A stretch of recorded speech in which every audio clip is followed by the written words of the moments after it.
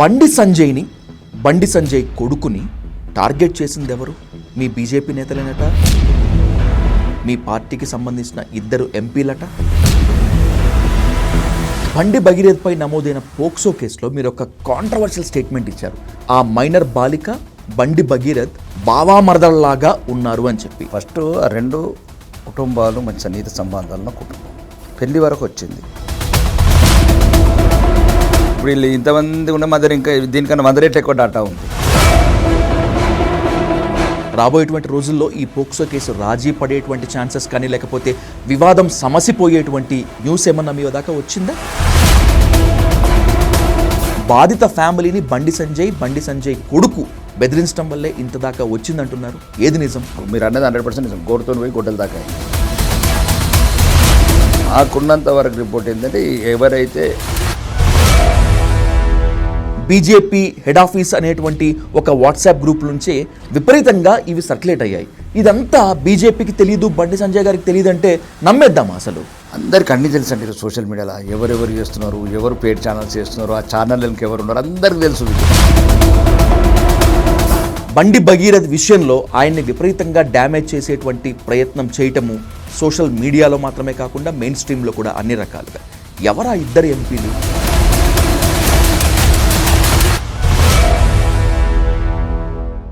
Next target Telangana. బెంగాల్లో BJP విజయకేతనం ఎగరవేసిన తర్వాత BJP social media హ్యాండిల్స్లో అఫీషియల్గా కనిపించిన ప్రకటన ఇది. ఇక తెలంగాణకు వచ్చిన ప్రధాని మోదీ రాబోయే రోజుల్లో ఖచ్చితంగా కమలం వికాసిస్తుందని చెప్పారు. ఇదంతా ఒక ఎత్తు అయితే, అసలు బీజేపీకి తెలంగాణలో పవర్ సాధ్యమేనా? ఒకవేళ గనక అదే నిజమైతే ఇప్పుడున్న నేతలతో తెలంగాణలో కమల వికాసం జరుగుతుందా లేదా అనేటువంటి దానిపై ఇన్ డీటెయిల్గా ఇన్ డెప్త్గా డిస్కస్ చేద్దాం. Let's invite Armoor BJP MLA Rakesh Reddy గారు on to the dial news hot seat with Vijay Sadhu. అన్నా నమస్తే. నమస్తే. ఇప్పటి వరకు ఒక లెక్క, ఈ ఇంటర్వ్యూ ఒక లెక్క. ఎందుకంటే తెలంగాణలో ఉన్నటువంటి హాట్ టాపిక్స్ పైన డిస్కస్ చేశాం. ఇప్పుడు తెలంగాణలో భానుడు మాత్రమే కాదు, బీజేపీ రాజకీయాలు కూడా బగబగమంటున్నాయి. దాని గురించి డిస్కస్ చేద్దాం. Let's coming to the straight point అన్న. బండి సంజయ్ కొడుకుని టార్గెట్ చేసింది ఎవరు? మీ బీజేపీ నేతలేనట, మీ పార్టీకి సంబంధించిన 2 ఎంపీలట. నేనేమంటున్నా అంటే,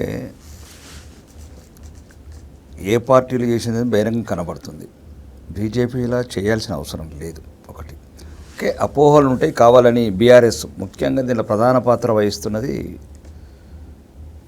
బీఆర్ఎస్ అండ్ కాంగ్రెస్. ఎందుకంటే ఇప్పుడు మీరు చెప్పిన ఒక పదంలో ఉంది, టార్గెట్ తెలంగాణ. అప్పుడే 2 పార్టీల వాళ్ళకి తడిచిపోయింది. బెంగాల్నే కొట్టినగా తెలంగాణ ఆగదని. ఈ 2 పార్టీలకు తోడు కొద్దిగా ఎంఐఎం తోడైంది. ఇప్పుడు ఈరోజు బండి సంజయ్ గారి మీద జరుగుతున్న దుష్ప్రచారానికి 3 పార్టీలు కారణం. దుష్ప్రచారం అంటే కేసు అయితే బండి సంజయ్ కాదు కదా. ఓకే, దుష్ప్రచారం అంటే ఇప్పుడు ఆయన వ్యక్తిగతంగా అయితే ఆయన ఒక కేంద్ర మంత్రి సంబంధం, కుటుంబ వ్యవహారం ఉంటే అదొక పక్కన. ఓకే, అది ఈరోజు దర్యాప్తు సంస్థలు కోర్టు పరిధిలో ఉంది.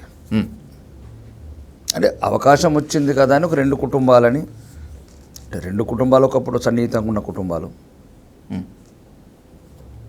మనస్పార్థలను పొరపచ్చాల వల్లనో అదొక రకంగా ఈరోజు తెలంగాణ కొంతమంది యూట్యూబర్స్కు, కొన్ని రాజకీయ పార్టీలకు ఆ 2 కుటుంబాలు ఆట అయిపోయినాయి.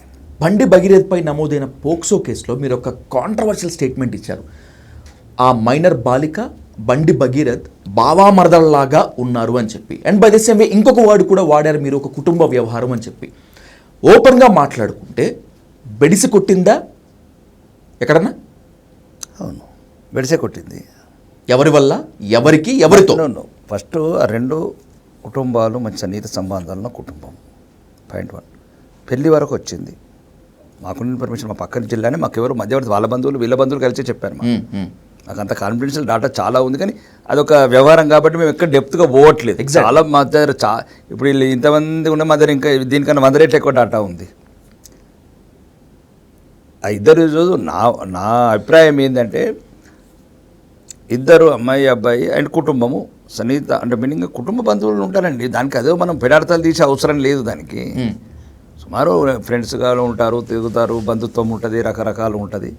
అది ఆల్రెడీ వాళ్ళ బంధువులు వీళ్ళ బంధువులే చెప్పినారు, మధ్యవర్తులు సరిగ్గా డీల్ చేయలేకపోయినారు, దానివల్ల ఇంకా మనస్పార్థలు పెరిగిపోయినాయని. ఓకే, చివరికి పెళ్లి వరకు వచ్చిన తర్వాత కూడా సరిగ్గా డీల్ చేయలేకపోయినా జరిగింది మొత్తానికి. ఓకే, దాన్ని ఏదైతే ఈ దుర్మార్గమైన కొద్దిగా వ్యవస్థ ఉన్నదో కొద్దిమంది రాజకీయ పిల్లలకు వదిలేయాల్సింది, లేకపోతే అవసరమైతే దాన్ని తప్పు చేసింది చట్టానికి కోర్టుకు వదిలేయాలి. ఇక రోజు ప్రెస్ మీట్లు పెట్టి ఆ రెండు కుటుంబాలని ఈ రకంగా అంటే మరి నేను దాని ఉద్దేశం ఏంటంటే ఇంతకుముందు కలిసి ఉన్న కుటుంబమే, బంధుత్వం ఉన్న కుటుంబమే కాబట్టి ఏదైనా ఉంటే మనస్పార్థలు తొలగిపోయి కలిసి ఉండాలని కోరుకున్నాను. అదే బంధుత్వం ఉన్నప్పుడు ఏదో ఉంటుంది కదా, బావమరుదులు ఉంటుంది, అత్తమామలు ఉంటుంది, రకరకాల బంధుత్వం ఉంటే తప్పేం లేదు కదా. అలా కుటుంబ ఫంక్షన్లో పాల్గొన్నారు, తీర్థయాత్రలో పాల్గొన్నారు, అబ్బాయి అమ్మాయి కూడా ఫ్రెండ్స్ లాగా తిరిగినారు. ఎక్కడనో ఈ మధ్యవర్తులు చేసిన ఒక తప్పిదం వల్ల ఈరోజు రాష్ట్ర వ్యాప్తంగా అదొక వార్త అయి కూర్చున్నది అని చెప్పాను. రాబోయేటువంటి రోజుల్లో ఈ పోక్సో కేసు రాజీ పడేటువంటి ఛాన్సెస్ కానీ లేకపోతే వివాదం సమసిపోయేటువంటి న్యూస్ ఏమన్నా మీ దాకా వచ్చిందా, ఉంటుందా అట్లేమన్నా? అంటే ఇప్పుడు నేనేమనుకుంటున్న అభిప్రాయం, ఓకే దర్యాప్తు సంస్థలు దర్యాప్తు చేస్తున్నాయి, కోర్టు పరిధిలో ఉంది కేసు. ఒకవేళ ఇంత దూరం వచ్చి పెళ్ళి వరకు వచ్చిన వాళ్ళు ఏ రకంగా మళ్ళీ ఈ రకంగా ఇబ్బంది అయింది, ఫ్యూచర్లో జరగచ్చు. కాదు అంటే దాన్ని తప్పు చేసింది అంటే ఒకవేళ వాళ్ళు ఆరోపించినట్లు కావచ్చు, ఎఫ్ఐఆర్లు కావచ్చు, ఇంకేదైనా దర్యాప్తు సంస్థలు కావచ్చు, ఇంకేదైనా ఒకవేళ నిజంగా తప్పు చేసిన శిక్ష పడుతుంది. ఇప్పుడు మనం దర్యాప్తు మనం చేయలేము, టీవీ ఛానల్లో రాజకీయ నాయకులం, కోర్టులో జడ్జిమెంట్ మనం ఇవ్వలేము. ఎగ్జాక్ట్లీ. ఇప్పుడు మాకున్న ఇన్ఫర్మేషన్ ఏంది, వాళ్ళ రెండు కుటుంబాలు పెళ్లి వరకు వచ్చిన తర్వాత ఇదంతా ఈ రకమైన ఇబ్బంది వచ్చిందని. నిజమే, కోర్టు పరిధిలో ఉంది కాబట్టి ఖచ్చితంగా మనం దాన్ని గౌరవించాల్సిందే అన్న. కానీ ఒక క్వశ్చన్కి మాత్రం క్లియర్గా ఆన్సర్ కావాలి. గోటితో పోయేదాన్ని గొడ్డలి దాకా తెచ్చుకున్నారు అని చెప్పి చాలా ఓపెన్గానే మాట్లాడుతున్నారు ఈ పోక్సో కేసు విషయంలో. కూర్చుంటే మాట్లాడితే రాజీ పడేటువంటి వాళ్ళ వివాదాలు సమసిపోయాయా, లేకపోతే బెదిరించే ప్రయత్నం చేసినందువల్లే? ఇంకా క్లియర్ కట్గా అడగాలంటే బాధిత ఫ్యామిలీని బండి సంజయ్ కొడుకు మిగతా అండ్ కో బెదిరించడం వల్లే ఇంత దాకా వచ్చిందంటున్నారు. ఏది నిజం? మొత్తం ఎవరైతే మధ్యవర్తున్నారో ఆ రెండు కుటుంబాలకు నష్టం చేసినారు ఇప్పుడు. ఓకే, ఇటు ఈ ఫ్యామిలీకి అటు ఆ ఫ్యామిలీకి. ఆ రకంగా ఒకసారి కలిసి ఉన్న కుటుంబము, కలిసి పండుగలు చేసుకున్న కుటుంబము, ఒక రకమైన కుటుంబంతో అన్ని రకాలుగా అబ్బాయి అమ్మాయి ఫ్రెండ్షిప్ ఉన్నప్పుడు, తల్లిదండ్రులతో కూడా కలిసి తిరిగినప్పుడు ఈ మీరు అన్నట్లు గోరుతో కాదు, ఇంకా గొడ్డతో కాదు, ఇప్పుడు ఇంకా రాడదాకా పోయింది ఇది. అవును, అందరికి ఆట వస్తువులు అయిపోయినారు. ఓకే, జరగచ్చు, ఏదైనా కొన్ని జరుగుతాయి దుర్ఘటనలు, కానీ ఇంత రాష్ట్ర వ్యాప్తంగా రెండు కుటుంబాలు వీధిన పడ్డాయి, రోడ్డున పడ్డాయి, మానసిక క్షోభ అనుభవిస్తున్నాయి రెండు కుటుంబాలు. నిజాలు ఏమైనా జరిగినది ఏమైనా కానీ మాకున్నంత వరకు రిపోర్ట్ ఏంటంటే ఎవరైతే మీరు అన్నది 100% నిజం, గోరుతో పోయి గొడ్డల దాకా అయింది ఇది. ఇంకా దాటిపోయింది, జైలు దాటిపోయింది. ఇంకా నిర్ణయము కోర్టులకు దర్యాప్తు సంస్థలకు వదిలేయాల్సిందే మనం. మీరు ఒక విషయాన్ని స్పష్టంగా చెప్పారు, స్పష్టంగా ఒప్పుకున్నారు, మధ్యవర్తులు ఇదంతా చేశారు అని చెప్పి. ఈ వివాదం తర్వాత సోషల్ మీడియా పేజీల్లో, సోషల్ మీడియాలో ఆ అమ్మాయి క్యారెక్టర్ని తక్కువ చేసే విధంగా, దిగజార్చే విధంగా విపరీతంగా కొంతమంది ప్రయత్నించారు. ఇది బండి సంజయ్ ఫ్యామిలీ నుంచి బండి సంజయ్ ప్రోద్బలం వల్లే జరిగిందని చెప్పి ఓపెన్గా చాలామంది అంటున్నారు. ఇది సంజయ్ గారికి తెలిసి జరిగిందా, తెలియకుండా జరిగిందా? ఇది బండి సంజయ్ కుటుంబంకి సంబంధం లేదండి. ఈ ఏదైతే ఈ పెయిడ్ ఛానల్స్లలో దీంట్లో చేస్తున్నారు, కొంతమందికి సికండ్ లాగా తయారైనరు. ఓకే, యుద్ధం బండి సంజయ్ అయితే ఈ ఇష్యూని తీసుకున్నారు. ఒకవేళ ఇష్యూలో తప్పు లేదంటే కోర్టులు దర్యాప్తు సంస్థలు చుట్టాయి, కానీ మొత్తం ఎన్నేళ్ళలో పగ పెట్టుకున్న బండి సంజయ్ మీద పగ తీసుకోవడానికి మీరు అన్నట్లు అందరు కలిసి ప్రతి ఒక్కరికి కర్ణుడే బలైనట్టు బలైపోయింది బండి సంజయ్. ఇప్పుడు అది ఎట్లా డీల్ చేసినరా, ఏం చేసినరా సమస్య పెడితే, ఇప్పుడు ఒక ఉదాహరణ చెప్తున్నానండి, కాంగ్రెస్ ప్రభుత్వంలో అయేషన్ దారుణంగా చేసినారు చిలకలూరిపేట హాస్టల్లో ప్రతి నిమిషాలు అంటే జరిగినాయి. అంతేందుకు ఈ బీఆర్ఎస్ ప్రభుత్వంలో జరిగినన్ని దారుణాలు ఎక్కడ జరగలేదు. నేను చెప్పలేదు ఇది, గజ్జలకాంతమైన కాంగ్రెస్ ప్రెస్ మీట్ పెట్టి చెప్పింది ఎంతమంది హీరోయిన్ సర్వనాశనం చేసినారు, ఏ ఓటర్లలో యువరాజు ఏ రూమ్లలో ఉన్నాడు? వేటికి ఆధారాలు లేవు రాకేష్ రెడ్డి గారు. నేనేమంటున్నానంటే వేటికి ఆధారాలు ఇట్లాంటి లేవు. ఇప్పుడు ఇంకో ఒక చిన్న ఉదాహరణ. మీరు మాత్రమే కాదు, ఖమ్మంది వీడియో ఉంది. ఆ. ఖమ్మంది వీడియో మీకు కావాలంటే వైరల్ చేసుకోండి. ఇప్పుడు ఏంటిది? ఏ వీడియో? ఎవరైతే ఒక ఎమ్మెల్యే గారి అబ్బాయి వల్ల కుటుంబం సూసైడ్ చేసుకున్నది. అది వాస్తవమే. బీఆర్ఎస్ దానికి కేసీఆర్ చేసిన బ్లండర్ మిస్టేక్ లో వనమా వెంకటేశ్వరరావు ఫ్యామిలీకి మళ్ళీ టికెట్ ఇవ్వటం అనేటువంటి బ్లండర్ మిస్టేక్. టికెట్ల గురించి పోవట్లేదు నేను అనేది. ఒకరు చేసిండ్రని ఇంకొకరు చేయమంటలేదు.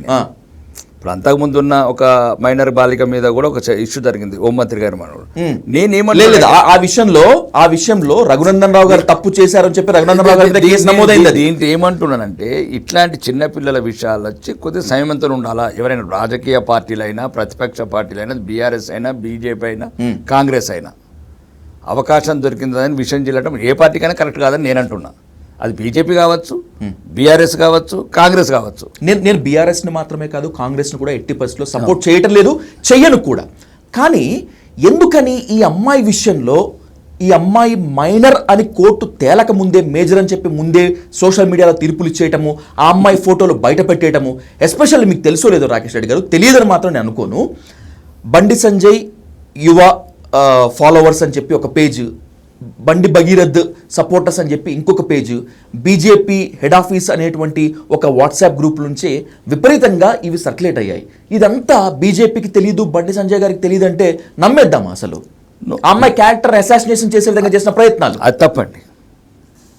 అంటే అలా జరగలేదంటారా? దీనికి 100%, 1000% బీజేపీ అయితే అసలు దీని పరిగణలో, అంటే ఎందుకంటే పార్టీకి సంబంధం లేని విషయం. ఓకే, అదేమంటే బండి సంజయ్ కుటుంబానికి ఆ రెండు కుటుంబాల మధ్య నుంచి సంఘటన ఏదంటే వాళ్ళిద్దరు భరిస్తారు. బీజేపీకి ఇప్పుడు ఉదాహరణ 14 కోట్ల మంది కార్యకర్తలు ఉన్నారండి. ప్రతి కుటుంబం ఒక కుటుంబం ఉంటుంది, ఆ కుటుంబం సంబంధాలు ఉంటాయి. దానికి రాజకీయ పార్టీలకు రాజకీయ సంబంధం లేదు, కుటుంబ జరిగిన గొడవలు. కానీ ఏదైనా సరే అమ్మాయిని అలా క్యారెక్టరైజేషన్ తప్పు, ఎవరు చేసినా తప్పదు సోషల్ మీడియాలో.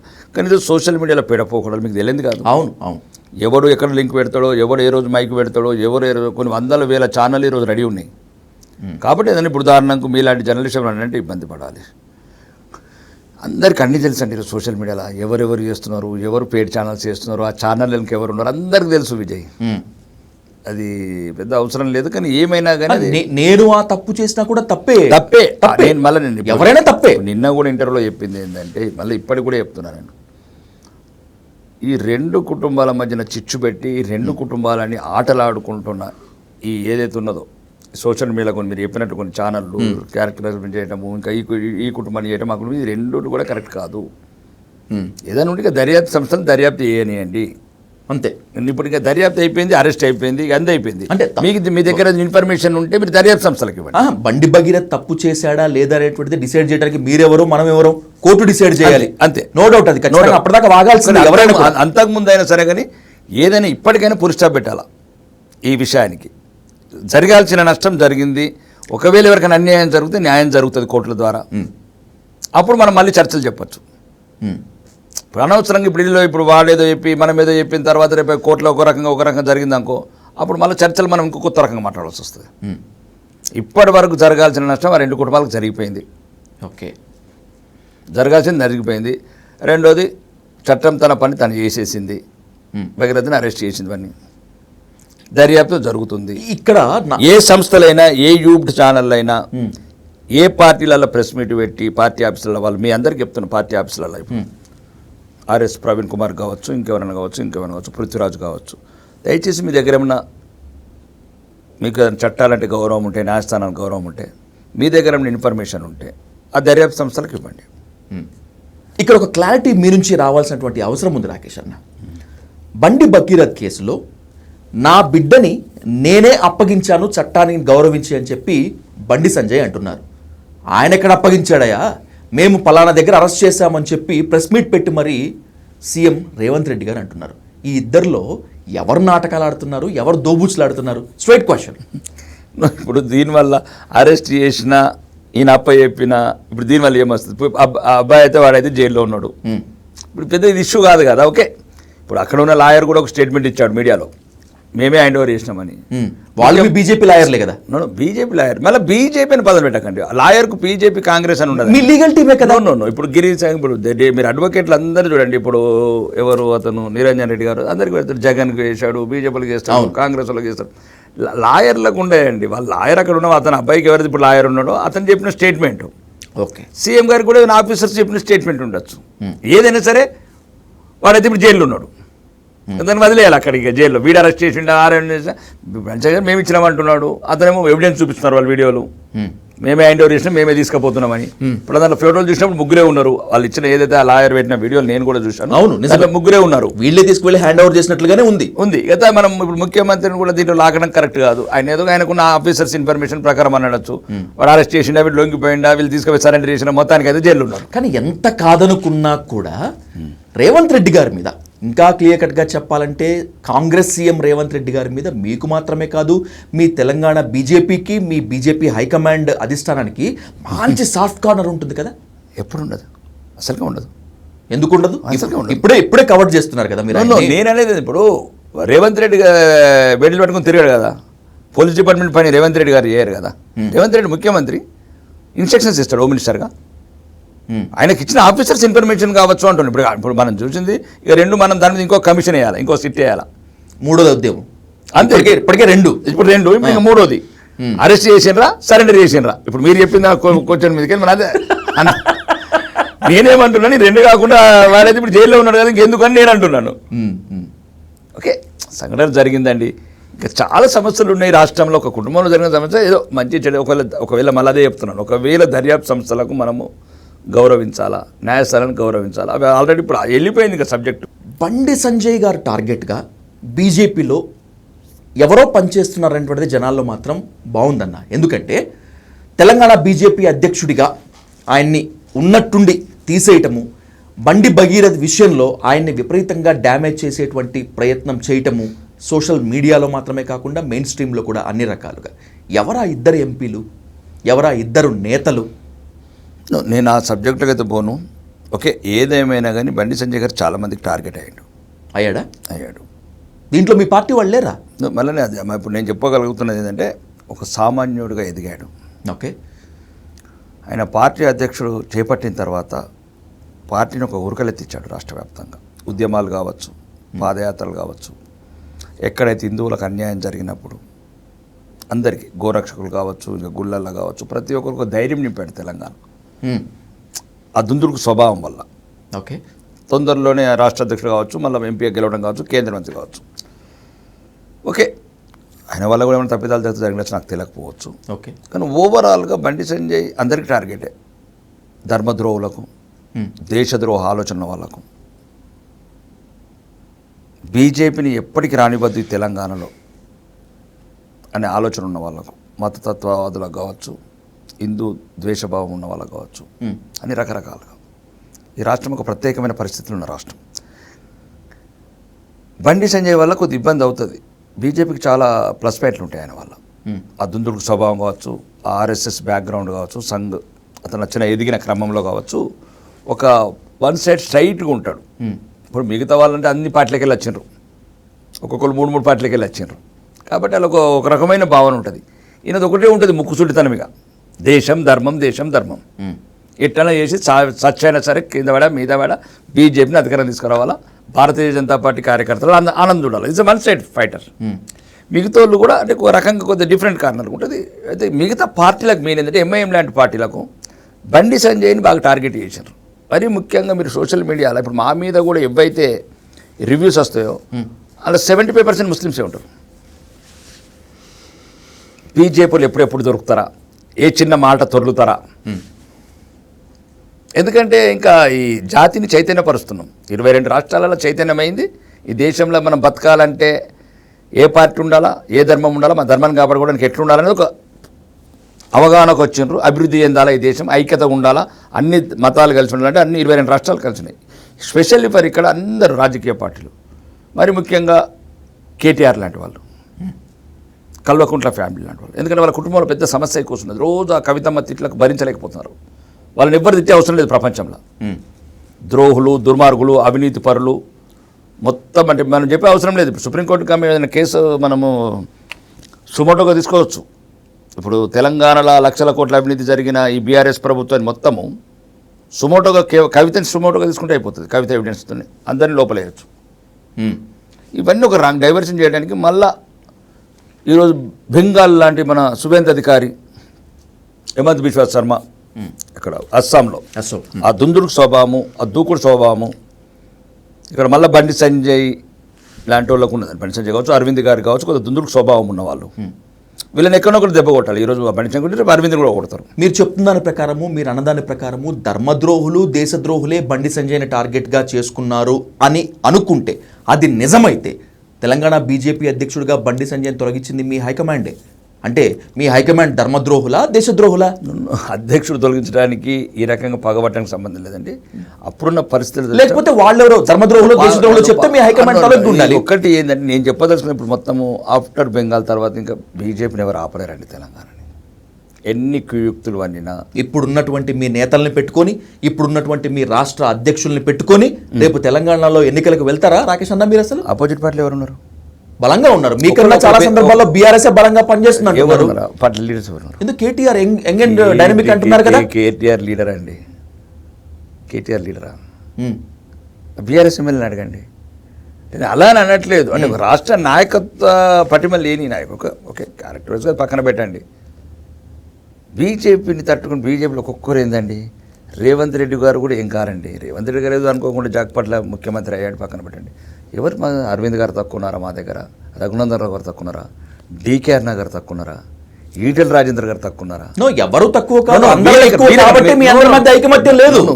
నేను అనేది వీళ్ళిద్దరి మీదకి వెళ్ళి అంటున్నాను. వీళ్ళిద్దరు కన్నా 100 రెట్లు బెస్ట్ పర్ఫార్మెన్స్ చేసే లీడర్స్. కానీ ఒకసారి ఏంటంటే ఒక సెక్యులర్ పార్టీలకు ఉన్న ఫెసిబిలిటీ, ఒక బీజేపీ కొన్ని ఇబ్బందికరమైన పరిస్థితులు ఉంటాయి. రకరకాల వ్యతిరేక ప్రచారము, ఇలాంటి ప్రచారం వల్ల కొన్ని ఇబ్బందికరమైన నాయకులు. మా దగ్గరది ఇప్పుడు ఏం లేదండి. అందరూ యూనిటీగా ఉన్నారు, అందరూ ఐకమత్యంగా ఉన్నారు. రానున్న రోజులలో మీరు చూడండి, బీజేపీని ఆపడం ఎవ్వరి తరం కాదు. నాకు తెలిసి ఇంకా చివరి ముఖ్యమంత్రి కాంగ్రెస్ గారు ఉంటే రేవంత్ రెడ్డి ఈ రాష్ట్ర తెలంగాణ 2034 వరకు నేను తెలంగాణకి సీఎంగా ఉంటా, ఆ తర్వాత దేశ రాజకీయాల్లో కీలక పాత్ర పోషిస్తానని ఆన్ రికార్డుగా చెప్పారు ఆయన. మీరేమో ఆయనే లాస్ట్ ముఖ్యమంత్రి అంటున్నారు. ఇప్పుడు భారతదేశంలో సుమారు 8 రాష్ట్రాలు 6 కేంద్రపాలిత ప్రాంతాలు ఉన్నాయండి. నాకు తెలిసి మొఘల్ సామ్రాజ్యంకు ఎట్లయితే బహదూర్ షా చివరి చక్రవర్తి ఉండను, రాహుల్ గాంధీ గారు చివరి చక్రవర్తి కాంగ్రెస్కు. ఇంకా 1-2 ఇయర్స్ అయితే ఆయన కూడా సీనియర్ సిటిజన్ అయిపోతాడు. ఇంకా ఉన్నది 3 రాష్ట్రాలల్లో అధికారం. అసలు నాయకుడు కూడా లేరు కాంగ్రెస్లో. ఇప్పుడు ఖార్గే గారు కూడా 85 సంవత్సరాలు 86 సంవత్సరాలు అయింది, నడవలేకపోతున్నాడు. లీడర్స్ అంతా అయిపోయింది. రేవంత్ రెడ్డి గారు నేను చెప్తున్నాను కదా, చివరి ముఖ్యమంత్రి కాంగ్రెస్కు ఈ రాష్ట్రంలో. నెక్స్ట్ బీజేపీలోకి వచ్చేస్తారు. బీజేపీలో రావడానికి ఆయనకి ఏమైపోయిందండి? తీసేసుకుంటారా? ఎందుకు వస్తాడు ఆయన? ఏమవసరం?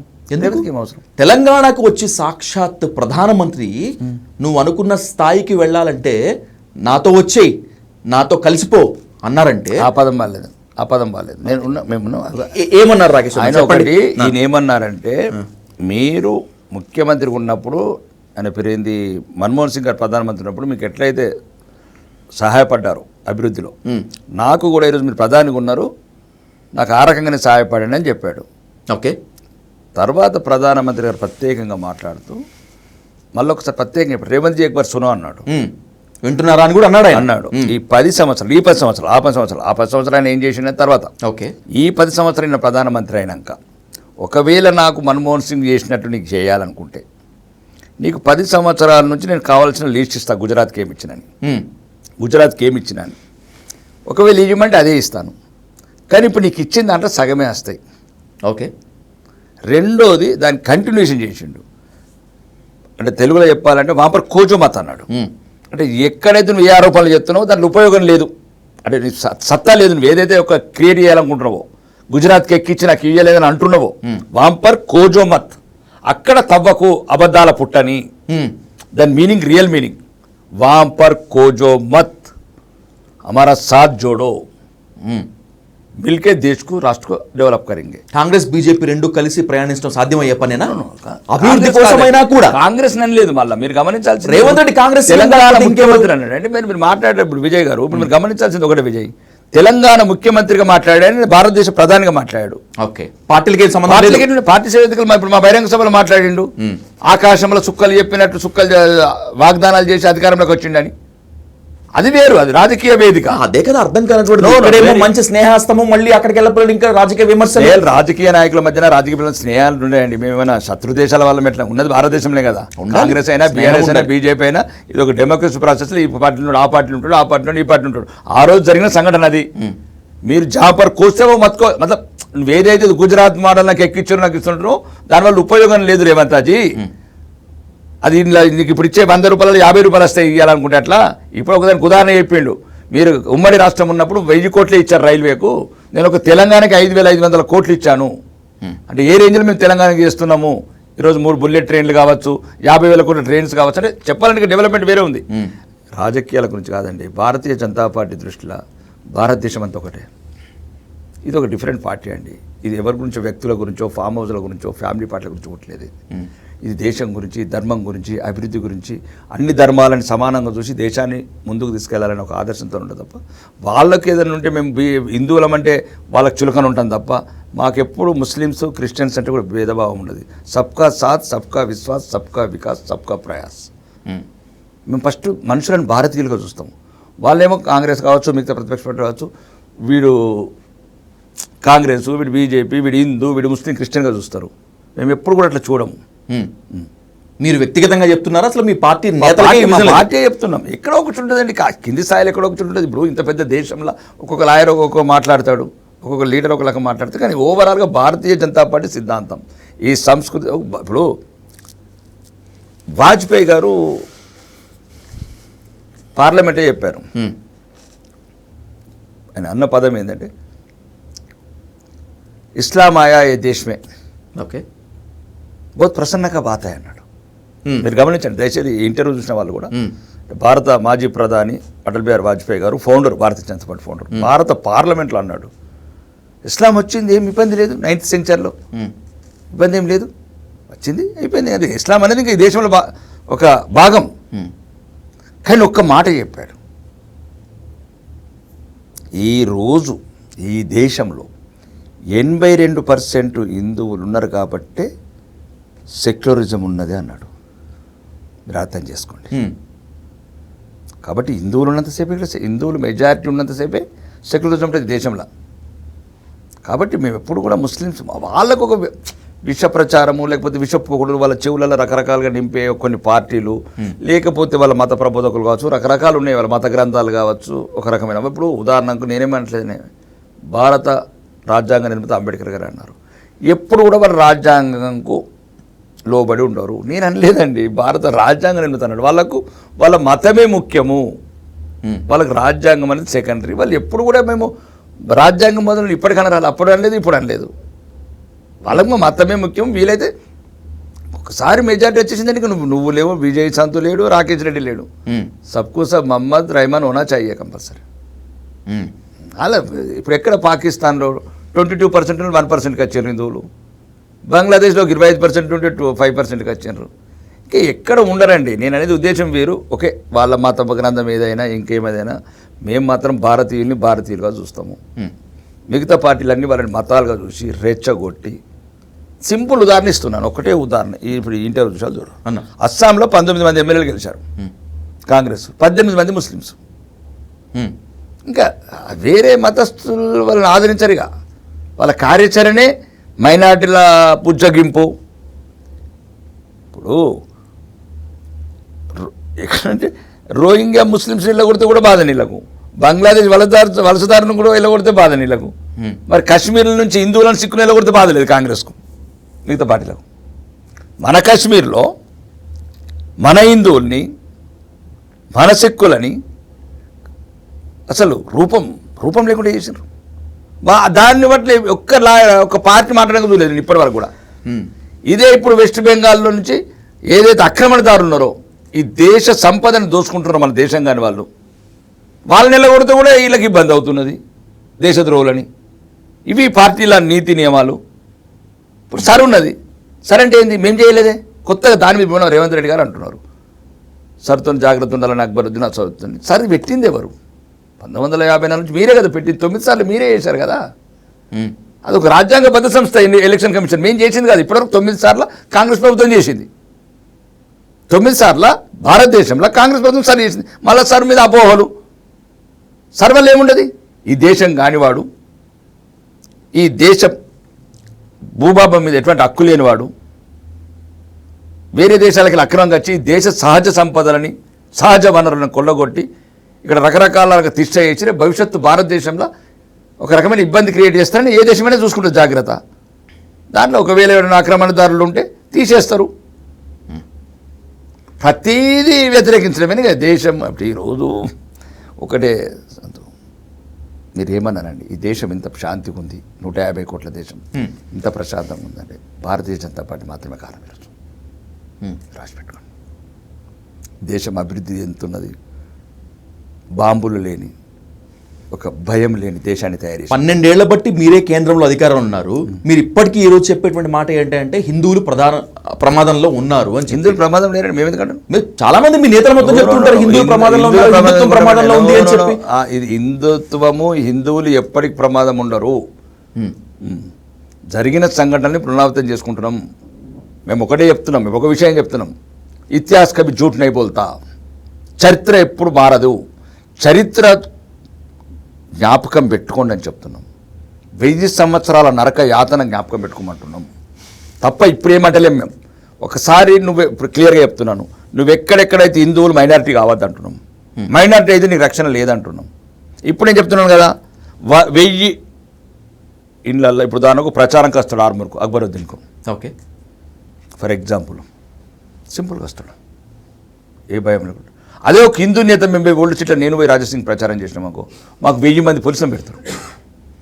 గోషామాల్లో గెలిచేది మీరే. అక్కడ గోషామాల్ ఇస్ డిఫరెంట్. టోటల్ 90, అక్కడ హిందూస్ ఉన్నారు 90% మెజార్టీ. అప్పటికి మ్యాక్సిమం ట్రై చేస్తున్నారు. నేను ఉద్దేశం చెప్పట్లేదండి. 100 ఫ్యామిలీల మధ్యన ఒక ముస్లిం ఫ్యామిలీ భయం లేకుండా ఉంటుందండి. ఇది నేను అన్న మాటగా దయచేసి ఇది దేశంలో కాదు ప్రపంచంలో తెలుసు. ఒక 100 ముస్లిమ్స్ ఉన్న ఫ్యామిలీ, ఒక హిందూ ఫ్యామిలీ ఉన్నది ఎక్కడైనా చూపించండి ప్రపంచంలో, భారతదేశంలో చూపించండి. నేను చెప్పింది అబద్ధమైతే మీరు దయచేసి ఎవరైనా దీనికి సిద్ధంగా ఉన్నాను. 100 మంది హిందువులు ఉన్న దగ్గర ఒక ముస్లిం ఫ్యామిలీ ఎటువంటి సంకోచం లేకుండా వాళ్ళ మత ఆచారాలు అన్నీ శాంతియుతంగా జరుపుకుంటా, వాళ్ళ నమాజ్ కావచ్చు, వాళ్ళ బక్రీద్ కావచ్చు, రంజాన్ కావచ్చు, అన్ని కార్యక్రమాలు వాళ్ళ మత సాంప్రదాయం ప్రకారం ఉండొచ్చు క్షేమంగా ఈ దేశంలో. 100 మంది ముస్లిమ్స్ ఉన్న దగ్గర ఒక 50 మంది హిందువుల్లో చెప్పండి. ఓల్డ్ సిటీ అంతా ముస్లింలే ఉన్నారా అన్న? మొత్తం హిందువులు లేరా? క్లీన్ చేసారు. నీకు రికార్డు పంపిస్తా. 1990 6 నెలల గర్భావతులను పొడిచిండ్రు, కడుపులో ఉన్న పిండాలను పొడిచిండ్రు. గోద్రాలో కూడా జరిగింది అదే కదా. గోద్రేశ్వరి హైదరాబాద్ మీరు అన్నారు కాబట్టి చెప్తున్నాను, ఓల్డ్ సిటీ సంగతి చెప్తున్నాను. ఇప్పుడు ఓల్డ్ సిటీలో ఓల్డ్ సిటీలో ఒకప్పుడు ఏముండే పోయినా అసలు ఉన్నారా ఇప్పుడు హిందువులు? ఆడొకటి ఈడొకటి చాతగాను ఇబ్బంది లేక ఆస్తులు ఇక్కడ కొత్త సిటీలో కొనుక్కోలేక ఎక్కడ బోరబండవు పోగదా, బోరబండ పోగదా, టోలీ చౌకి పోగదా, మైదుపట్నము, ఒకటి మేమేమంటున్నాము ఇప్పుడు ఒకటండి, వాళ్ళ ధర్మం వాళ్ళది. మేమంటున్నాము 1000 సంవత్సరాలుగా జరిగిన దారుణాలు, అత్యాచారాలు, హత్యకాండ, బాబర్గాడు, డాబాగాడు, షాజహాను, ఔరంగజేబు పొడిచినరండి. వేలాది మహిళలు అగ్నికుండాలలో దుంకినారు. విజయ్, చరిత్ర చదివితే రక్తం మరుగుతుంది. మేమేమంటున్నామంటే రాబోయే తరాలు కూడా చరిత్ర ఉంచాలా, లేకపోతే పెద్ద ట్రాజెడీ అవుతుంది. చరిత్ర చెప్తేనే కదా నువ్వు సెటరేట్ అవుతావు. లేదు నీ గతం కూడా తెలాలి కదా భవిష్యత్ తరాలకు. ఈ వర్తమానం నీడే మర్చిపోతే నువ్వు అంతరించిపోతాడు. ఎప్పటికైనా సరేనండి, హిందువులు మెజారిటీ ఉన్నంత కాలమే ఈ దేశంలో సెక్యులరిజం ఉంటుంది. ఓకే, హిందువులు తగ్గించవచ్చు, ఇక్కడ షరియా చట్టాలు వస్తాయి. మళ్ళీ కూర్చుందామన్నా అప్పుడు మరింత ఘాటుగా మాట్లాడుకుందాం. థ్యాంక్ యూ సో మచ్ అన్న. Thank you Vijay.